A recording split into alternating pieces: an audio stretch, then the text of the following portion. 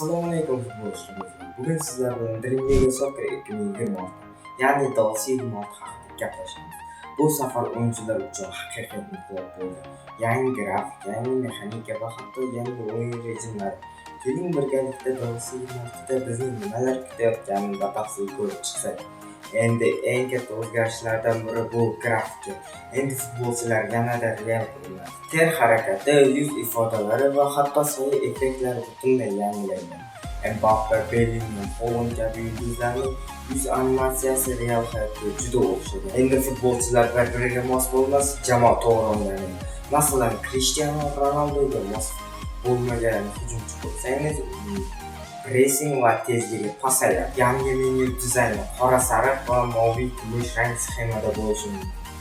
Endi transfer bozorida real vaqt keldi. Masalan, futbolchi klubini almashtirsa, o'yinda ham avtomatik ravishda o'zgaradi. Jamoa rivoji bo'limiga yangi mashg'ulot turlari qo'shiladi. Dallas 26da esa yangi tactical view, ya'ni o'yin davomida taktika o'zgarish imkoniyati ham paydo bo'ldi. Dallas 26ga qaysi futbolchilar keladi, qaysi futbolchilar ketadi, qaysi futbolchilarning reytingi pasayadi, qaysi futbolchilarniki esa reytingi ko'tariladi degan savol sizni ham o'ylantirayotgan bo'lsa, bu savolga javob bizning Telegram kanalimizda. Telegramga kirasiz, qidiruvni bosasiz va bu Dream League Soccer 25 deb yozsangiz, aynan mening Telegram kanalim chiqadi.